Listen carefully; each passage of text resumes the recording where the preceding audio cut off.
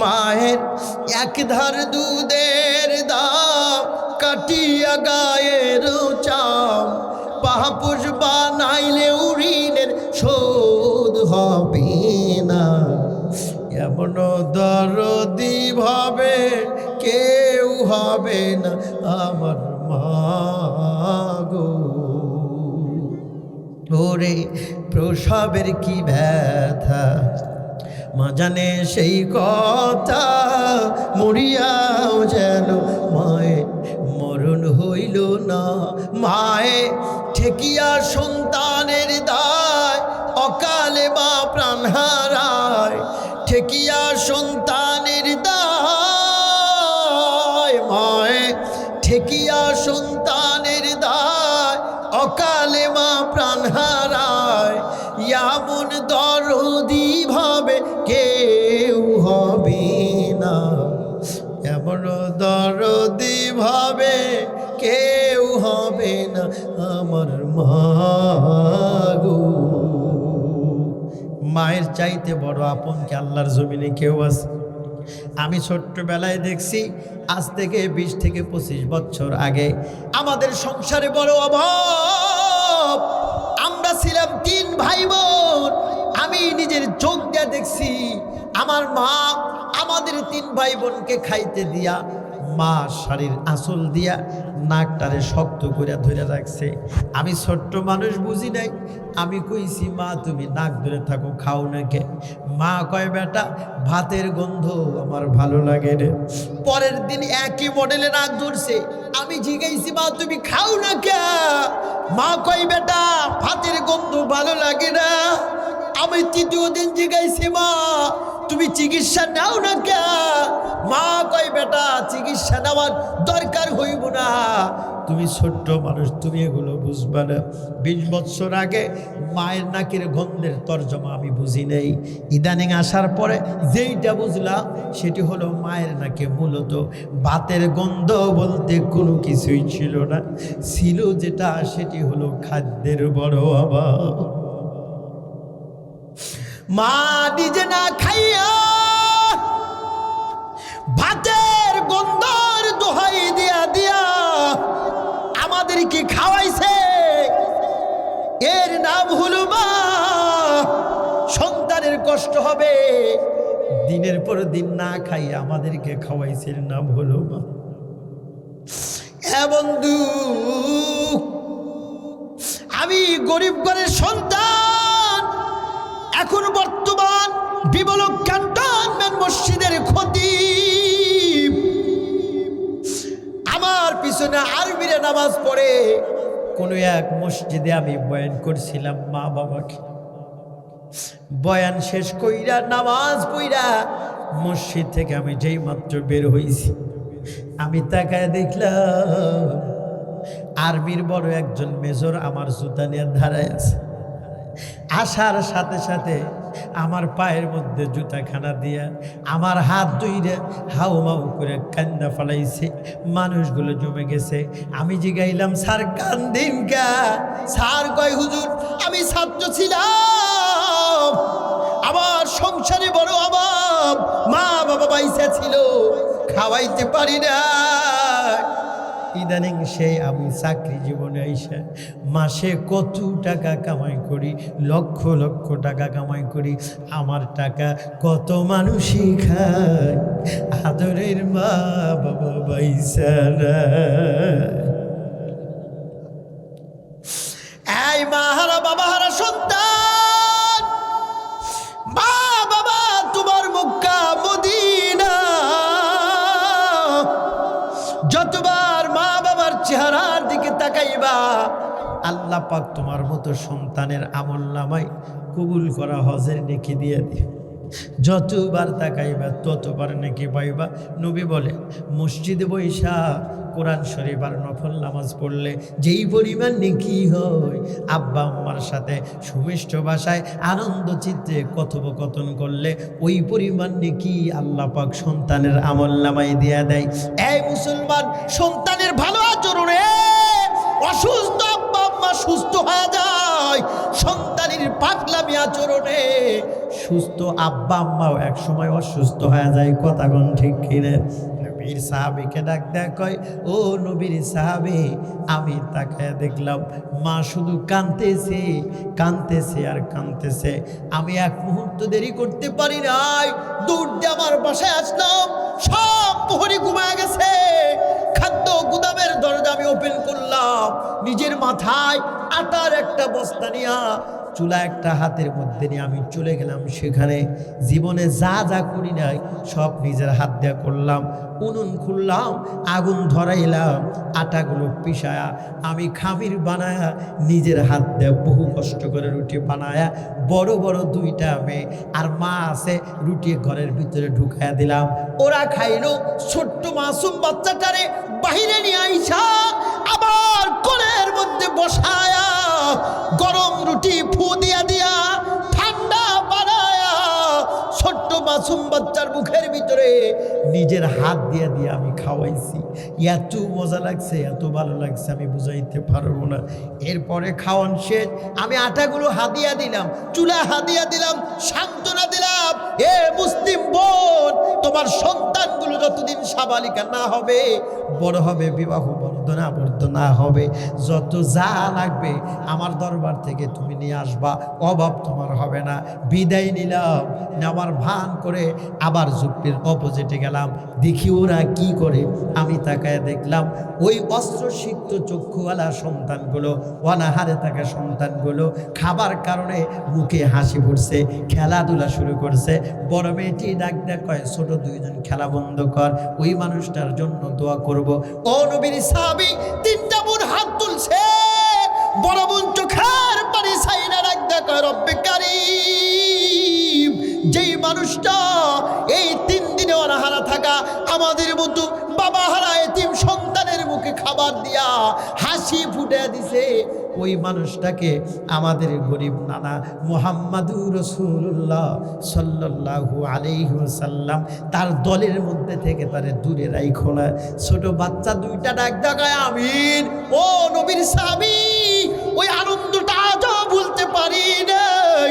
নবীর সাহাবীর দিকে তাকায় দেখে চোখের পানি টপ টপ করে পড়তেছে।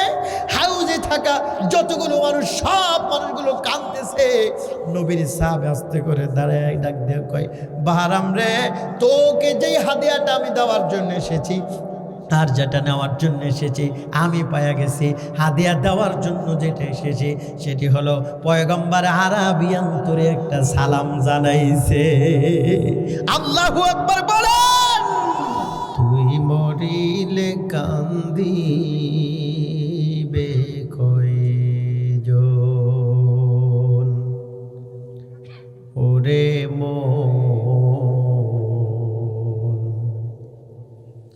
তুই মরিলে কান্দিবে কয়জন। ভাই বন্ধু আপন যারা কিছুদিন কান্দিবে তারা, ভাই বন্ধু আপন যারা কিছুদিন কান্দিবে তারা, এই দুনিয়ার কোলাহলে তারাও একদিন যাবে ভুলে, ছিন্ন হবে মায়ারি বন্ধন।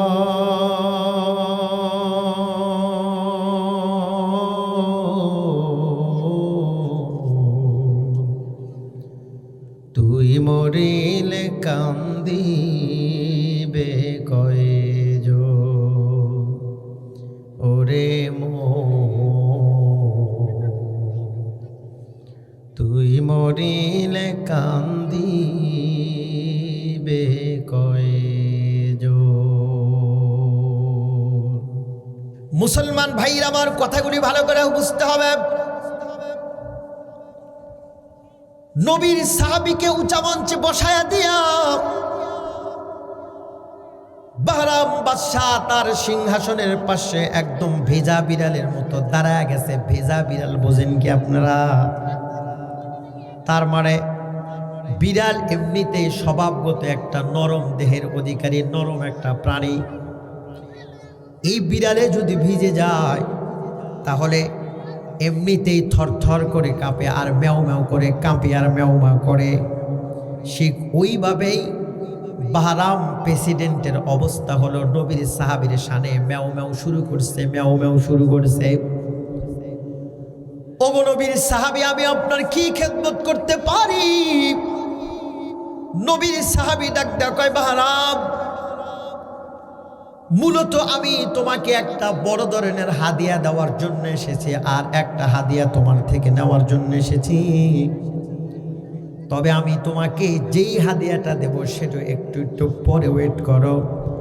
আর এই মুহূর্তে তোমার থেকে যেই হাদিয়াটা নিব সেটি হলো তোমার জীবনের সবচাইতে পাওয়ারফুল সর্বোচ্চ যেই ঘটনাগুলো আছে এমন কিছু ঘটনা আমার খেদমতে পেশ করবা। কিন্তু খবরদার, এই ঘটনা বলতে গিয়া চুল পরিমাণ মিথ্যা কথাও যেন এর সাথে অ্যাড না হয়। বাহরাম বাদশা ডাক দেয়া কয়, নবীর সাহাবী, মালিকের কসম খায়া কই, আমি আমার জিন্দেগিতে কোনোদিন একটা মিথ্যা কথাও বলি নাই। বলি না, তার কারণ হলো দুইটা কারণে মানুষ মিথ্যা কথা বলে। একটা হলো ভয়, আর একটা হলো লোভের কারণে মানুষ মিথ্যা কথা বলে। ও নবীর সাহাবী, আমার জিন্দেগিতে লোভও নাই, আমার জিন্দেগিতে চুল পরিমাণ ভয়ও নাই, যার কারণে আমার জবান দিয়া মিথ্যা কথা বলার কোনো প্রয়োজন হয় না। আল্লাহু আকবার বলেন।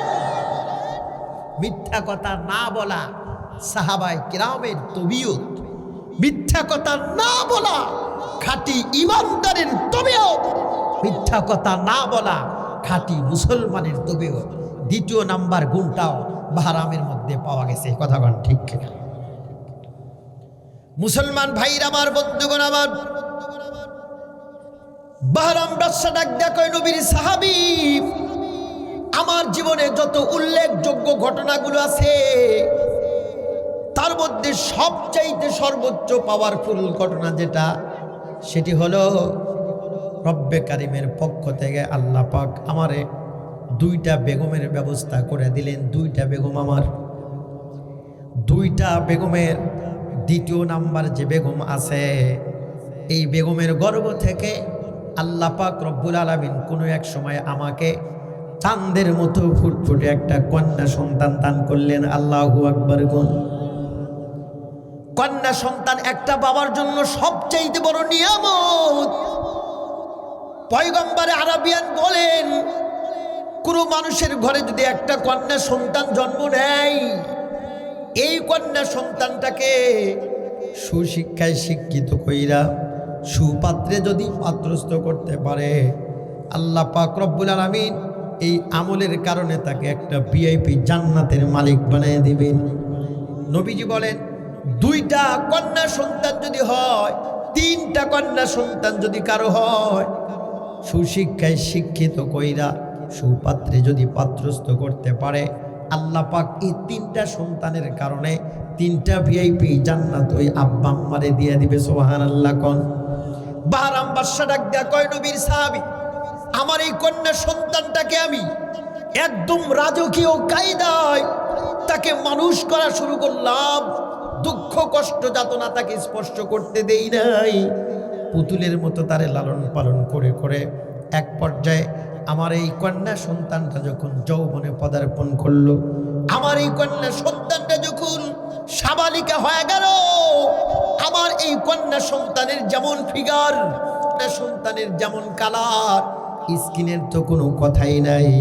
ও নবীর সাহাবী, আমার মেয়েটার সৌন্দর্যের বাহার সারা রাজ্যে এমনকি রাজ্যের বাহিরেও বহমান হইয়া শুরু করলো। ঠিক এমন সময় রাজ্য এবং রাজ্যের বাহির থেকে হাজার হাজার বিবাহের পয়গম্বর আসা শুরু হলো।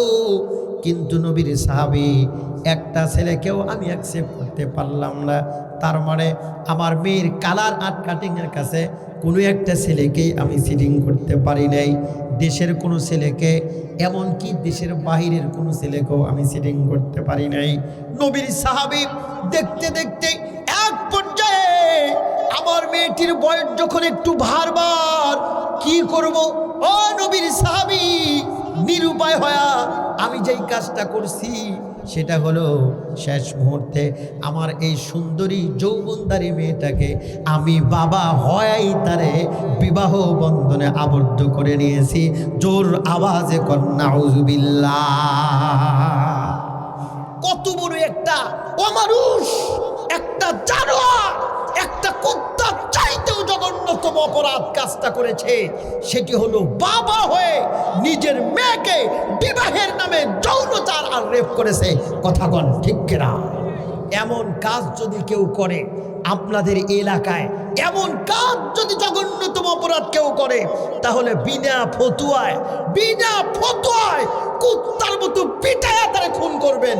এর মধ্যে কোনো ফতুয়ার দরকার হবে না। রাজি আছেন না? নাই। সব ফতুয়ার জন্য হুজুরদের কাছে যাওয়ার দরকার। হ্যাঁ, কিছু কিছু ফতুয়া আমরাও জানি।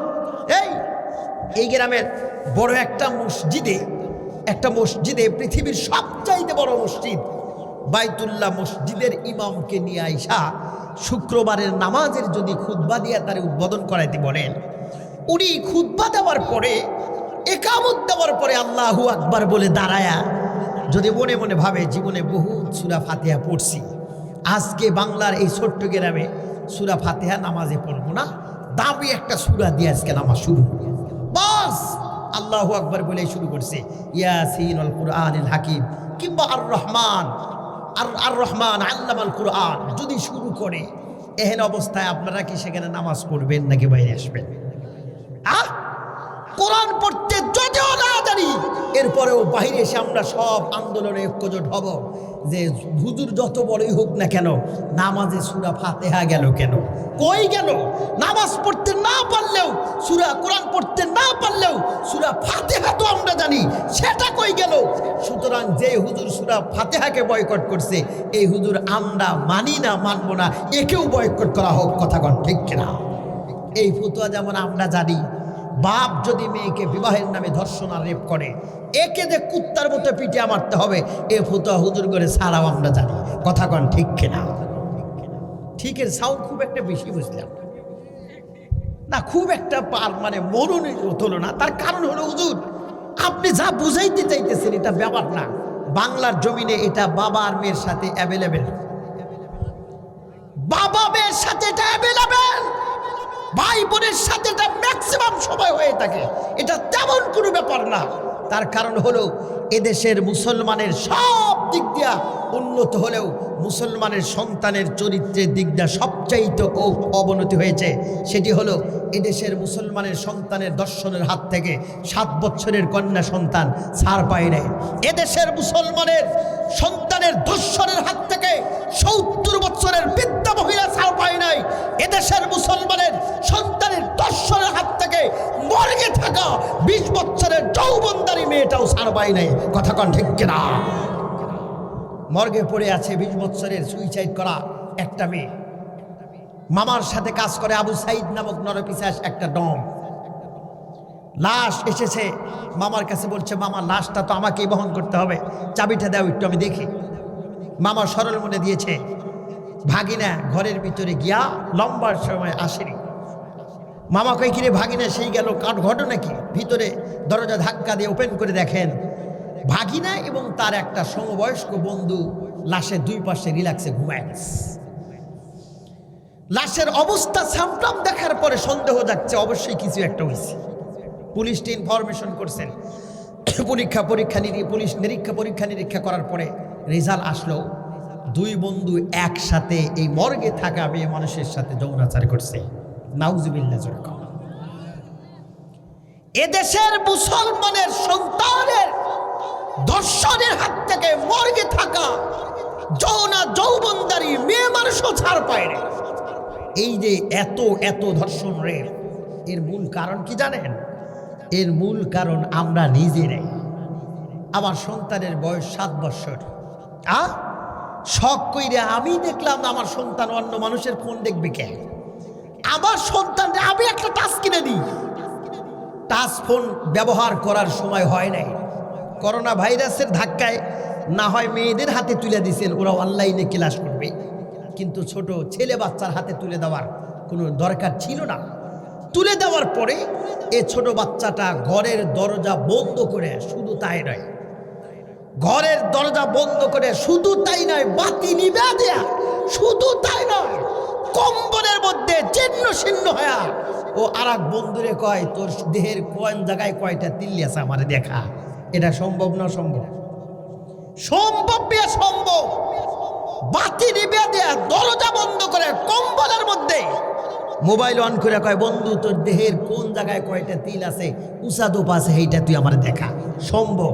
7 বছরের একটা বাচ্চা সব দেখছে, কার দেহের মধ্যে কোন কোয়ালিটি থাকে। সকালবেলা কোচিংয়ের নাম করে, স্কুলের নাম করে সেই যে গেছে, কোন চিপাই চিপাই ঘুরে বের হয়েছে, আব্বা আম্মা জীবনে টেরি পায়।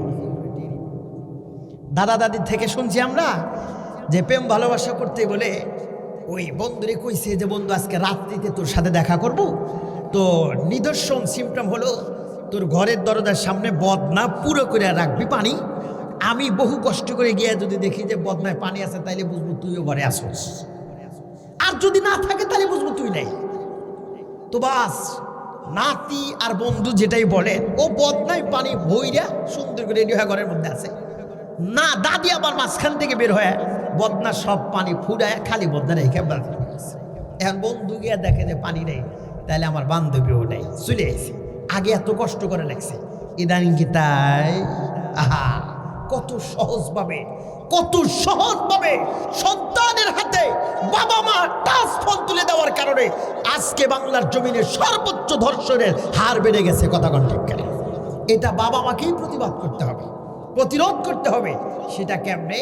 ওমরে ফারুকের ভূমিকায় আসেন, তাহলে দেখবেন এটা সম্ভব, অন্যথায় সম্ভব না। প্রেসিডেন্ট ওমর, রানিং প্রেসিডেন্ট, অদ্দজাহানের খলিফা, রানিং প্রেসিডেন্ট, অদ্দজাহানের খলিফা। এমন সময় তার কাছে একজন গ্রামের সাধারণ মানুষ এসে ডাক দেওয়া, কয়, আমিরুল মুমিনিন, আপনার ছেলে আব্দুল্লাহ একটা মেয়েরে ধর্ষণ করছে, রেপ করেছে, এর উপযুক্ত বিচার আপনার কাছে চাই। প্রেসিডেন্ট হযরত ওমর কার কাছে? যার কলমের খোসা দিলে কোটি কোটি টাকার ব্যালেন্স, যার একটা আহ্বানে লক্ষ লক্ষ মানুষ জীবন দেওয়ার জন্য পাগল, চোখের পাওয়ারে একজন আসামির জন্য সর্বোচ্চ রিভাইভ হয়ে যায়, এমন একজন ক্ষমতাধর মানুষের কাছে সমাজের একজন মানুষ আইসা তার বেটার বিরুদ্ধে নালিশ দেয়, এটা কম সাহস না থাকলে এখানে আসে নাই। এদেশের এমপি মন্ত্রী দূরের কথা, চেয়ারম্যান দূরের কথা, সাধারণ রানিং একটা মেম্বারের কাছে রাত্রিবেলায় গ্রামের সাধারণ একজন মানুষ যদি তার ছেলের বিরুদ্ধে এমন অভিশাপ নিয়ে আসে, অভিযোগ, আমার মনে হয় মেম্বারের 1 নম্বর টার্গেট হলো এরকম 2-1টারে গুম করলে ছেলে নির্দোষ হয়ে যায়। বুঝছেন কি? প্রেসিডেন্ট ওমর বললেন, একটু ওয়েট করো। ভিতরে গিয়ে বললেন, আব্দুল্লাহ বাবা খাইতে বইছো, নালিশ আইছে তুমি একটারে রেপ করছো। আব্দুল্লাহ চোখের পানি ছেড়ে দেয়া কয়, আব্বা শয়তানের প্রবঞ্চনায় এমন কাজ আমার তারে হয়ে গেছে। বাস আসলেন, আসার পরে বললেন, যাও আগামীকাল সকাল 9 ঘটিকার সময় অমুক চত্বরে এদেশের সাধারণ একজন দিনমজুরের ছেলে অপরাধ করলে যেমন শাস্তি হয়, আমি প্রেসিডেন্ট, রানিং প্রেসিডেন্ট, আমার ছেলে অপরাধ করছে, এর শাস্তি ওইভাবে। মুসলমান ভাইরা আমার কথাগুলি ভালো করে ঠান্ডা মাথায় বুঝবেন। পরের দিন সকালবেলা হাজার হাজার মানুষ, তার কারণ হলো আজকে এই রাজ্যের সাধারণ কোনো মানুষের সন্তানের বিচার না, এদেশের রানিং প্রেসিডেন্ট হযরত ওমরের সন্তানের বিচার। হাজার হাজার মানুষের সমাগমের ভিতরে প্রেসিডেন্ট ওমর তার সন্তানকে নিয়ে হাজির। প্রেসিডেন্ট ওমর তাদেরকে ডাক দেয়া কয়, শোনো, কোনো একজন বিবাহিত মানুষ যদি ধর্ষণ করে, জিনা করে, রেপ করে, তাহলে শরিয়া বিধান মোতাবেক ওই লোকটাকে কোমর পর্যন্ত মাটির ভিতরে ডাইবা দিয়া পাথর মাইরা তারে সঙ্গে সার করে খুন করে ফেলতে হবে, অথবা পাহাড়ের উপর থেকে কাটার বিছানা বিছায়া হাত পাও বাইন্দা তারে সেখান থেকে সাইডে দিয়ে মৃত্যুদণ্ড দেওয়া হবে, অথবা ডাইরেক্ট আগুনের মধ্যে দিয়া তারে শেষ করে দিতে হবে। আর যদি অবিবাহিত কোনো মানুষ ধর্ষণ করে 100 বেত্রাঘাত তার দেহের মধ্যে দিতে হবে। এই ঘোষণা দেওয়ার পরে বললেন, আমার সন্তান আব্দুল্লাহ যেহেতু এখনো বিবাহ করে নাই, সুতরাং আমার আব্দুল্লাহর বিচার হলো 100টা বেত্রাঘাত দেওয়া হবে। আব্দুল্লাহর হাতের সাথে হাত বাঁধো, পায়ের সাথে পা বেঁধে দাও, কিছুক্ষণের মধ্যে আব্দুল্লাহর বিচার শুরু হয়ে যাবে। টান টান করে হাত পাও বাঁধা হলো। বাঁধার পরে প্রেসিডেন্ট ওমর একটুখানি বসলেন, কলিজার ভিতরে মারাত্মক তরঙ্গ শুরু হয়ে গেছে, হাই লেভেলের কিংকর্তব্য বিমূঢ় হয়ে গেছে। হাই সর্বনাশ, আমার এই সন্তান আব্দুল্লাহকে 100টা বেত্রাঘাত কোন মানুষটার দ্বারা দেওয়া হবে? এদেশের র্যাব সদস্যকে যদি দেওয়া হয়, এদেশের কোবরা, চিতা, পুলিশ, আর্মি, বিডিআর সদস্যকে যদি দায়িত্ব দেওয়া হয়, প্রেসিডেন্টের ছেলে হিসাবে আঘাতের ভিতরে কারচুপি করতে পারে, স্পিড কমাইতে পারে। এই যে স্পিড আর কারচুপির আতঙ্কে ভয়ে ভীতু সন্তুষ্ট হয় প্রেসিডেন্ট ওমর ঘাইমা দেওয়া শুরু করছে। এক পর্যায়ে বসা মানুষ লাইফা দাঁড়ায় ডাক দেখায়, খবরদার, আমার সন্তান আব্দুল্লাহর দেহের মধ্যে 100 বেত্রাঘাত কোনো মানুষ দিতে পারবে না, বরঞ্চ আব্দুল্লাহর দেহের মধ্যে 100 বেত্রাঘাত আমি ওমর নিজের হাত দিয়ে দিব। জোর আওয়াজে কোন আল্লাহু আকবার।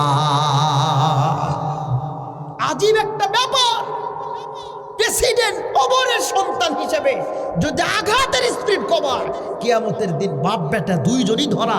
এই আশঙ্কায় বললেন, আমার সন্তানের দেহে আমি নিজে আঘাত করব। কোন ওমর? লোহার কাজ করে করে যার বডির সাথে মনটাও লোহার মতো শক্ত হয়ে গেছে। ইউ আর জান্টুম্যান মানুষ। যেই সময় কালেমা পড়ে নাই, মুসলমানদের জন্য ছিল ওমর ত্রাস।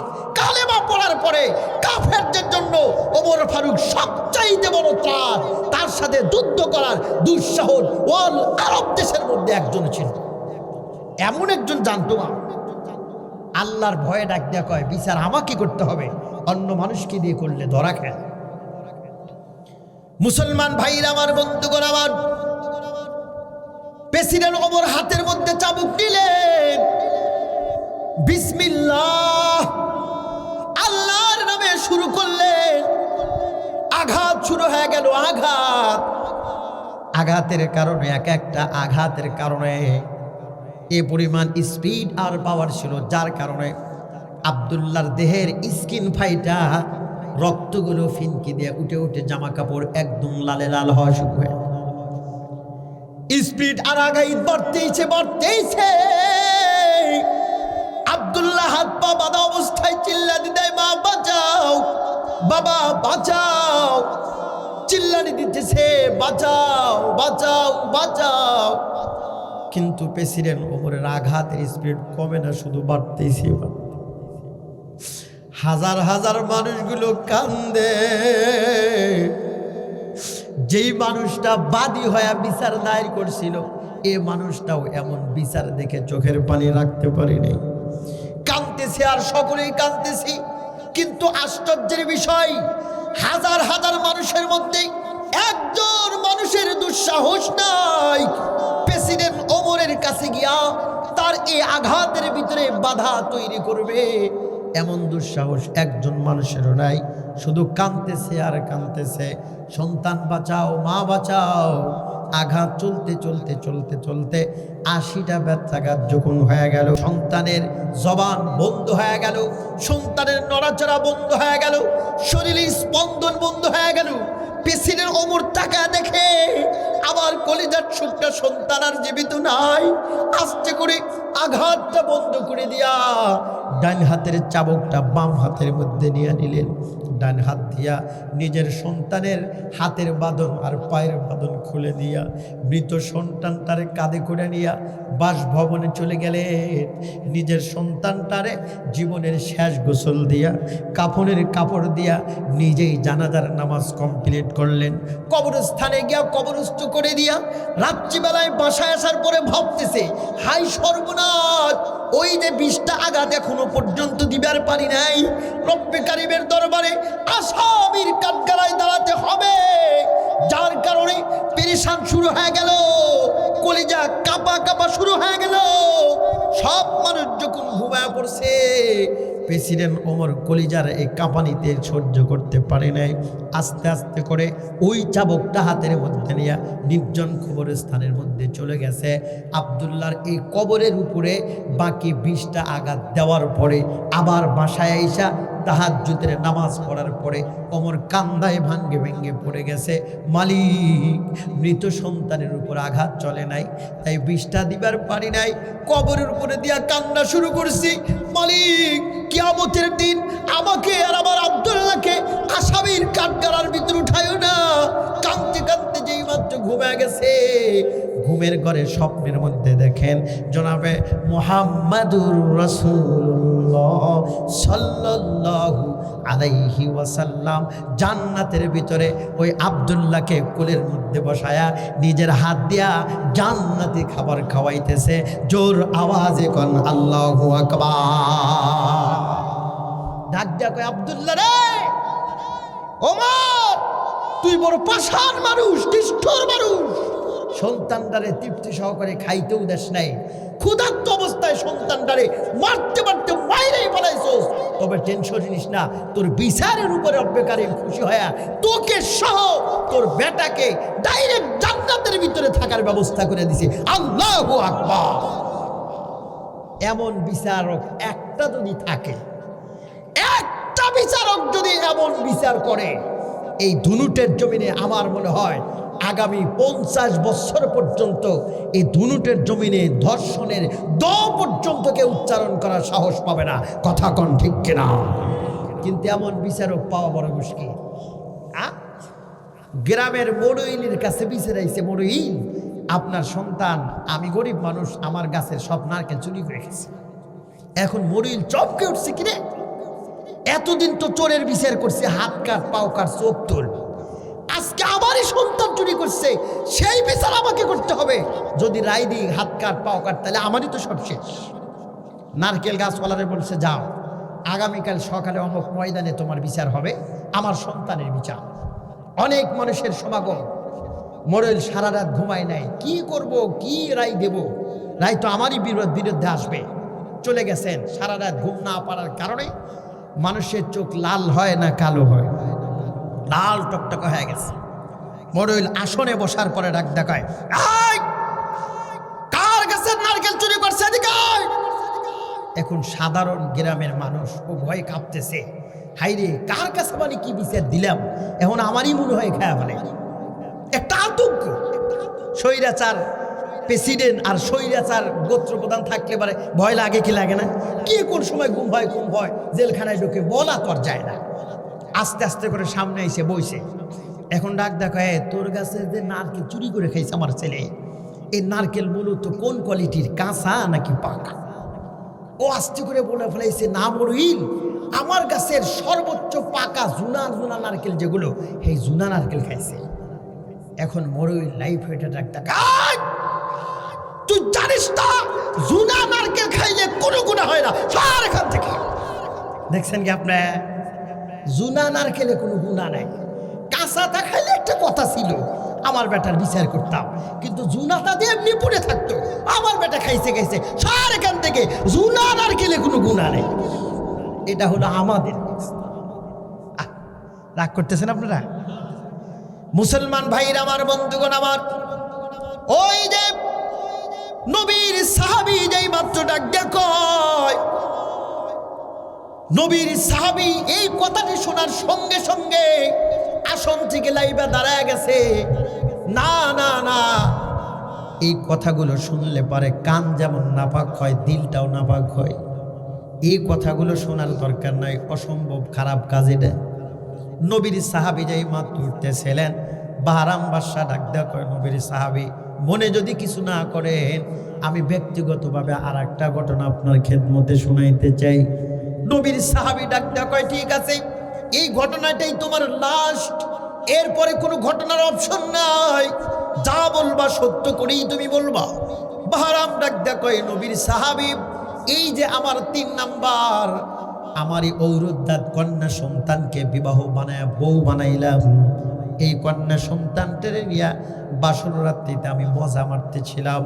আমি আগেই কইছি নবীর সাহাবী, ভয় না থাকার কারণে আমার রাজদরবারের এমনকি বেডরুমের দরজা কোনোদিন আমি বন্ধ করে ঘুমাই না, সারা রাত একদম ওপেন থাকে, খোলা থাকে। বাসর ঘরে তাও খোলা ছিল।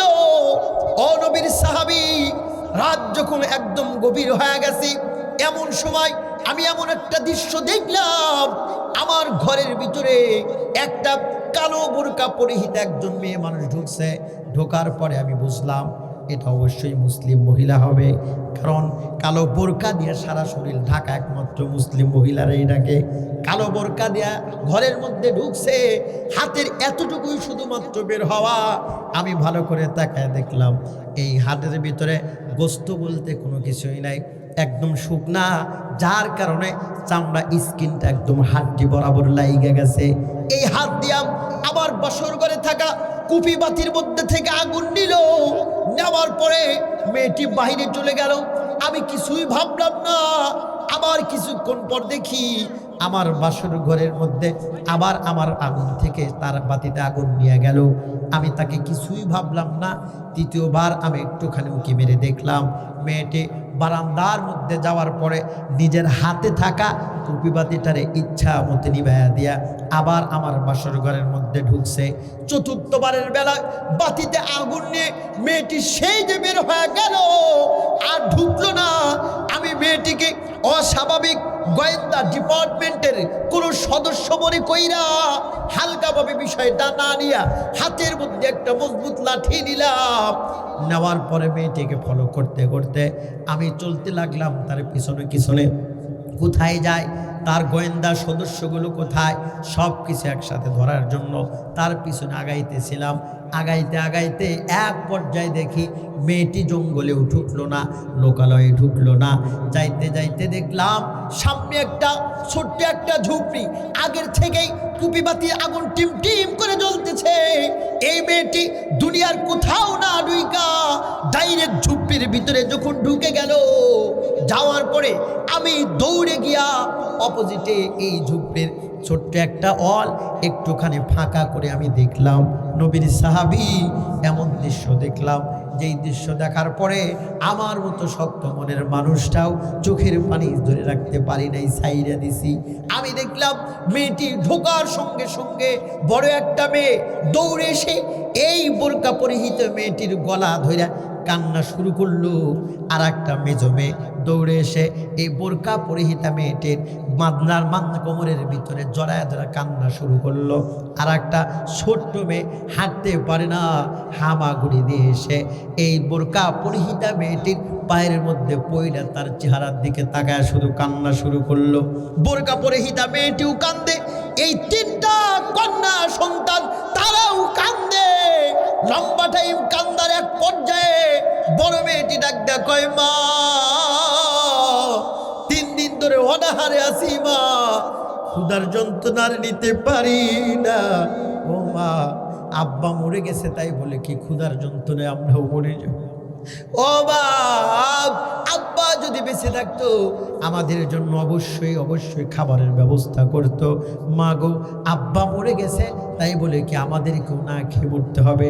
তুমি না কইলা মা বাহরাম প্রেসিডেন্টের বাসা থেকে আমাদের জন্য খাবার আনবা? এদেশের বাহরাম প্রেসিডেন্ট কি আমাদের জন্য একটু খাবার দেয় নেই? বাহরাম ডাকটা কয়, নবীর সাহাবী, আমি শুধু মা মেয়েটির দিকে তাকাই, একদম বোবা হয়ে গেছে, পাথর হয়ে গেছে, আওয়াজ নাই, শুধু চোখ দিয়া টপ টপ করে পানি পড়তেছে।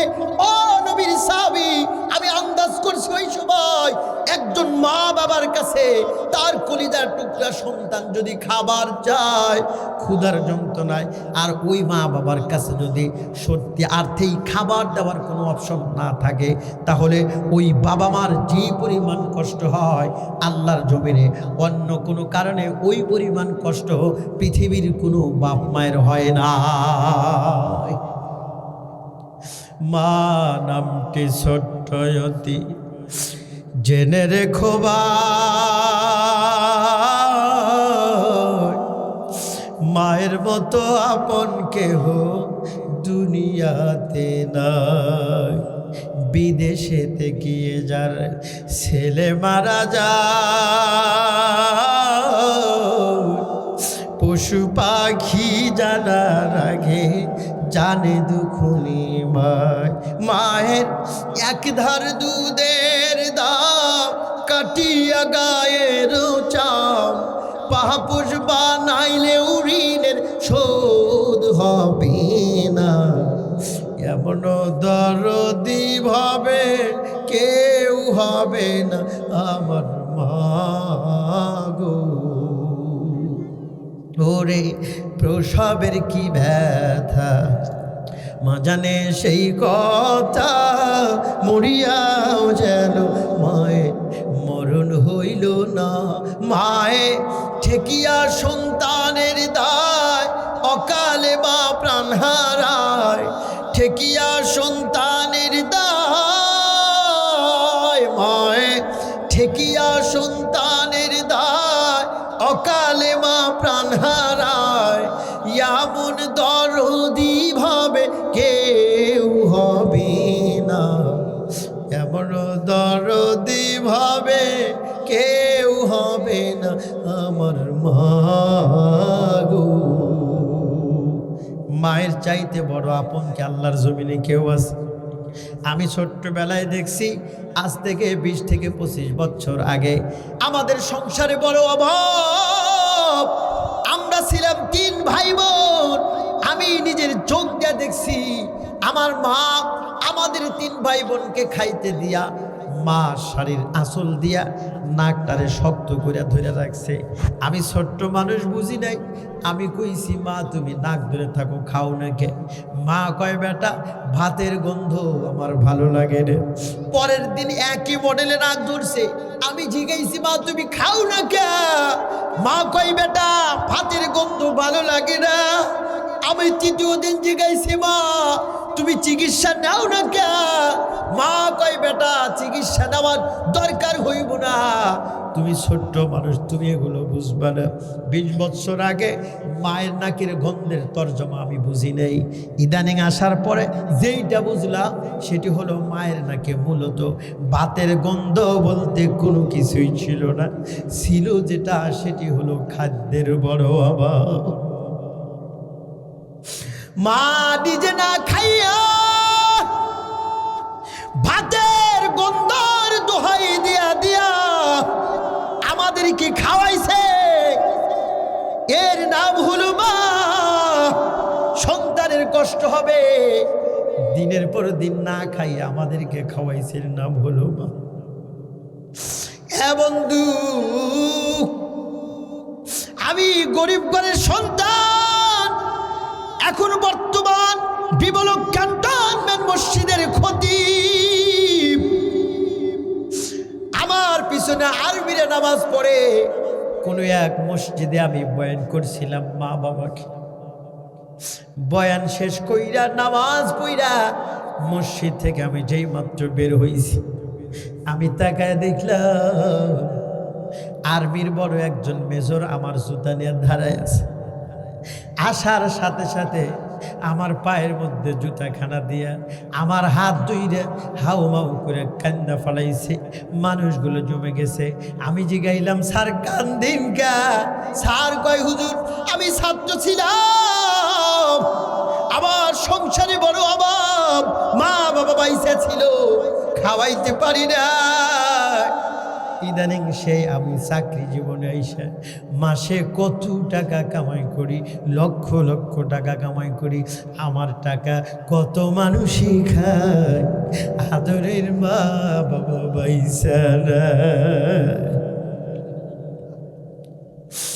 এই মা হারা বাবা হারা সন্তান, মা বাবা তোমার মক্কা মদিনা,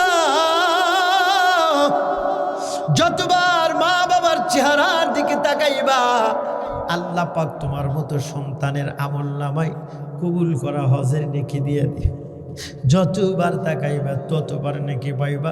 নবী বলে মসজিদে বৈশা কোরআন শরীফ আর নফল নামাজ পড়লে যেই পরিমাণ নেকি হয়, আব্বা আম্মার সাথে সুমিষ্ট ভাষায় আনন্দ চিত্তে কথোপকথন করলে ওই পরিমাণ নেকি আল্লাহ পাক সন্তানের আমলনামায় দিয়া দেয়। এই মুসলমান, সন্তানের ভালো আচরণে অসুস্থ আব্বা আম্মা সুস্থ হয়ে যায়, সন্তানের পাগলামি আচরণে সুস্থ আব্বা আম্মাও এক সময় অসুস্থ হয়ে যায়। কথা কোন ঠিক কিনে? নবীর সাহাবীকে ডাক দেয়া কয়, ও নবীর সাহাবী, আমি তাকায় দেখলাম মা শুধু কাঁদতেছে কাঁদতেছে আর কাঁদতেছে। আমি এক মুহূর্ত দেরি করতে পারি নাই, দৌড় দিয়ে আমার বাসায় আসলাম। সব প্রহরী ঘুমায় গেছে, খাদ্য গুদামের দরজা আমি ওপেন করলাম, নিজের মাথায় আটার একটা বস্তা নিয়া চুলা একটা হাতের মধ্যে নিয়ে আমি চলে গেলাম সেখানে। জীবনে যা যা করি নাই সব নিজের হাত দিয়ে করলাম। উনুন খুললাম, আগুন ধরাইলাম, আটাগুলো পিসায়া আমি খামির বানায়া নিজের হাত দিয়ে বহু কষ্ট করে রুটি বানায়া বড় বড় দুইটা মেয়ে আর মা আছে রুটি ঘরের ভিতরে ঢুকাইয়া দিলাম। ওরা খাইলো। ছোট্ট মাসুম বাচ্চাটারে বাহিরে নিয়ে আইসা আবার কোলের মধ্যে বসায়া গরম রুটি ফু দিয়া দিয়া ঠান্ডা বানায়া ছোট্ট মাসুম বাচ্চার মুখের ভিতরে নিজের হাত দিয়া দিয়ে আমি খাওয়াইছি। এত মজা লাগছে, এত ভালো লাগছে আমি বুঝাইতে পারবো না। এরপরে খাওয়ান শেষ, আমি আটাগুলো হাদিয়া দিলাম, চুলা হাদিয়া দিলাম, সান্ত্বনা দিলাম, এ মুসলিম বোন, তোমার সন্তানগুলো যতদিন সাবালিকা না হবে, বড় হবে, বিবাহ বর্ধনাবদ্ধ না হবে, যত যা লাগবে আমার দরবার থেকে তুমি নিয়ে আসবা, অভাব তোমার হবে না। বিদায় নিলাম, নেওয়ার ভান করে আবার যুক্তির অপোজিটে গেলাম, দেখি ওরা কি করে। আমি তাকায় দেখলাম ওই অস্ত্রসিক্ত চক্ষুওয়ালা সন্তানগুলো, অনাহারে থাকা সন্তানগুলো খাবার কারণে মুখে হাসি ফুটছে, খেলাধুলা শুরু করছে। বড় মেয়েটি ডাক দেয়া কয়, ছোট দুইজন খেলা বন্ধ কর, ওই মানুষটার জন্য দোয়া করব। ও নবীর সাহাবী, তিনটা বোন হাত তুলছে। বড় বোন চোখের পানি ছাইরা ডাক দেয়া কয়, রব্বে কারীম, যেই মানুষটা এই 3 দিনে অনাহারা থাকা আমাদের মতো বাবা হারা এতিম সন্তানের মুখে খাবার দিয়া হাসি ফুটে দিছে, ওই মানুষটাকে আমাদের গরিব নানা মুহাম্মাদুর রাসূলুল্লাহ সাল্লাল্লাহু আলাইহি ওয়াসাল্লাম তার দলের মধ্যে থেকে তারে দূরে রাইখো না। ছোট বাচ্চা দুইটা ডাক দেয়, আমিন। ও নবীর সাহাবী, ওই আনন্দটা আজও ভুলতে পারি নাই। নবীর সাহাবীর দিকে তাকায় দেখে চোখের পানি টপ টপ করে পড়তেছে। হাউজে থাকা যতগুলো মানুষ, সব মানুষগুলো কাঁদতেছে। নবীর সাহাবী আস্তে করে দাঁড়ায় ডাক দিয়ে কয়, বাহারাম রে, তোকে যেই হাদিয়াটা আমি দেওয়ার জন্য এসেছি আর যেটা নেওয়ার জন্য এসেছি আমি পাইয়া গেছি। হাদিয়া দেওয়ার জন্য যেটা এসেছি সেটি হলো পয়গম্বর আরবি অন্তরে একটা সালাম জানাইছে। আল্লাহু আকবার বলেন। বাহরাম ডাক দেয়া কয়, নবীর সাহাবী, এটা কি কথা? আমি বিশ্বাস করতে পারছি না। নবী কি সত্যি সালাম দিছে? কয় হ্যাঁ সত্যি সালাম দিছে। বিশ্বাস করতে পারি না। কয় হ্যাঁ দিছে। বাহরাম উপরের দিকে একটা লাফ দিয়ে জমিনের মধ্যে পয়রা গেছে। পড়ার সময় ওর জবান দিয়ে উচ্চারিত হয়েছে, লা ইলাহা ইল্লাল্লাহু মুহাম্মাদুর রাসূলুল্লাহ। সাহাবী পরীক্ষা করার পরে দেখেন বাহরাম আর বাইসে নাই। হাদিসের ব্যাখ্যায় নবী কি কইছে? যেই মানুষটার জীবনের শেষ কথা কালেমা হবে, ধরাধরি ছাড়া বিনা হিসাবে জান্নাতে যাবে। বাহরামের মতো মারাত্মক দানদারাজ আল্লাহ দহি মানুষ স্বাভাবিক জায়গায় দান করার কারণে যদি আল্লাহ পাক তার জবান দিয়ে কালেমা বের করে মাফ করে দেয়। আমরা তো মুসলমান, আমরা এই জায়গায় দান করলে আমাদের মর্যাদা কমবে না বাড়বে? যখন কোরআনী শিক্ষায় শিক্ষিত হয়, একটা মেসেজ আপনাদেরকে দেয়া যায় বর্তমান প্রেক্ষাপট নেয়া, সেটি হলো সন্তানকে এই জাতীয় মাদ্রাসায় পড়ান। খোদার কসম, এই সন্তান ভবিষ্যতে আল্লাহ তাআলার জন্য কিছু করতে নাও যদি পারে, বাউল ফাউল আর আউলদের মতো আল্লাহ দ্রোহী বক্তব্য কোনোদিন দিবে না। কথা কন ঠিক কিনা? আহা বাউল, আহারে আমার জ্ঞান ঠিক নাই। আমি ফেসবুকের জগতে যখন এই বাউলের কথা আপনারা শোনেন নাই, ওই কথা জবান দিয়ে বলাও যাবে না। একটা কথা প্রথমে বলছি, এ দেশের রাষ্ট্রপ্রধানের বিপক্ষে যদি কেউ বক্তব্য দেয় তাহলে তার বেঁচে থাকার অধিকার হারিয়ে ফেলে। আল্লাহর বিরুদ্ধে যদি কেউ বক্তব্য দেয়, কটূক্তি করে, সে বাউল হোক আর যা দলের হোক, বেঁচে থাকার সর্বোচ্চ ক্ষমতা তার হারিয়ে ফেলে। কথা কন ঠিক কিনা? বাউলে হারে। একটা কথাই বলবো, এই বাউলের পক্ষ নিয়ে যেই সমস্ত মানুষেরা আন্দোলন করবে, আমি মনে করি তাদেরকেও কাদিয়ানীদের মতো ডাইরেক্ট কাফের বলে ঘোষণা দেওয়া হবে। রাজি আছেন না নাই? আল্লাহ দ্রোহী বক্তব্য যদি কে দেয়, তার বিরুদ্ধে যুদ্ধ করার জন্য আমার গোটা পরিবার দিতে রাজি আছি। আপনারা রাজি আছেন না নাই? আল্লাহ দ্রোহী বক্তব্য দিছে এই বাউলের বাচ্চা। সুতরাং একটাই কথা, এই বাউলের পক্ষপাতিত্ব নেয়া, এ দল সে দল আর ওই দল এনসিপি যা বলে, কেউ যদি তাদের দল নেওয়া কথা বলে পক্ষপাতিত্ব, হ্যাঁ ভোটের দিক দিয়েও সালাম, সব দিক দিয়েই সালাম। কথা কন ঠিক কিনা? আল্লাহর বিরুদ্ধে কথা বললে কোনো ছাড় নাই। আমার বাবার বিরুদ্ধে বলো, মায়ের বিরুদ্ধে বলো, আমার নেতার বিরুদ্ধে বলো, সবচাইতে বড় নেতা আমার নবী এবং আল্লাহর বিরুদ্ধে কথা বললে তার সাথে কোনো আপোষ নেই। ভোটের দিক দিয়ে হোক, যে দিক দিয়ে হোক। রাজি আছেন না নাই? আল্লাহ পাক আমাদের তৌফিক দান করুক। আল্লাহুম্মা আমিন কর।